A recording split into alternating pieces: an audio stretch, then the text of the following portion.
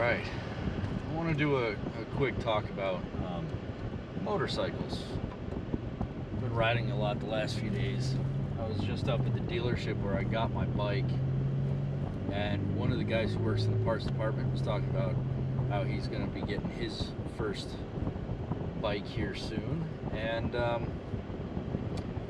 had an interesting conversation because he was thinking about a sport bike. But we got to talking, and one of the things that I did not like about my last bike was the fact that you're leaning forward on your arms the whole time, and if there's not a throttle lock or some way for you to be able to get pressure off of your hands, it kind of sucks. Like a lot. And that was something he hadn't really thought about, and it was something that I didn't really think about myself when I was looking at the bike. Because my Harley, my first bike, had a throttle lock. You could lock the throttle in the open position wherever you need it set so that you can kind of cruise along and relax your hand, get blood flow back into your fingers, and whatever you need to do. The Ducati that I got had none of that. Now, it was a fun bike. It was a fast bike. It was a lot of fun to ride. It just didn't offer anything for comfort. And I don't know if anyone who watches these is looking at the idea of getting their first bike or anything like that, but comfort's important, especially if you're planning to ride the bike long distances. Like, I was young and stupid when I got my Harley. I rode it from basically Greeley to Minneapolis in one day, and then stayed the day there the following day, and then drove back on the third day. That's a 1,000-mile ride. That is not you should not try and do that, ever. 1,000 miles straight on a bike like that in one go is just brutal. Now, that being said, I'm a more experienced rider. I have a much more comfortable to ride bike now. I could probably do the ride from Greeley to Minneapolis in a day again on my Triumph.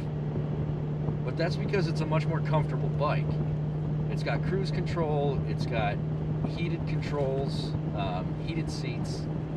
It's got a much more springy suspension. It's got a very soft, comfortable seat. The bike was made for doing trail riding, but it was also made for long distance riding. And if you're looking at getting your first bike, that's something you should really consider. Are you going to want to spend a lot of time in the saddle of that bike? Now, granted, I rode a lot. To give you an idea, I rode my Harley Davidson a lot. It was a 2007 Sportster 883 Custom. I bought it with 5,000 miles on the odometer. I traded it in with over 40,000 miles on it. I had it for 6 years. That's how much I loved riding that bike.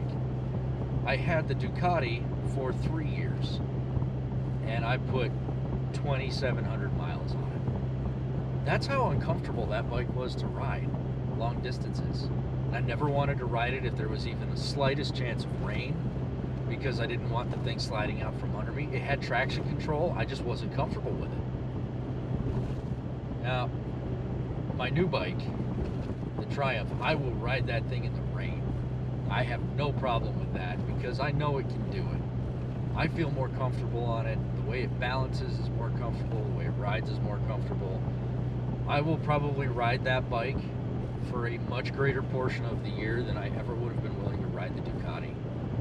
But that's because it offers the same kind of comfort for me as a rider that the Harley did.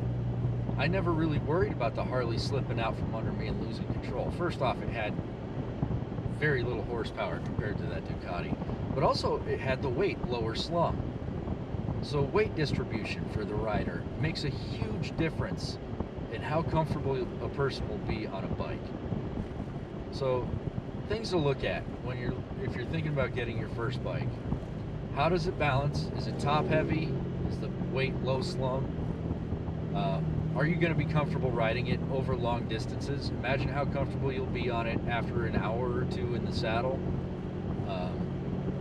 And if you want to ride even longer than that in one go, think about that when you're making your selection.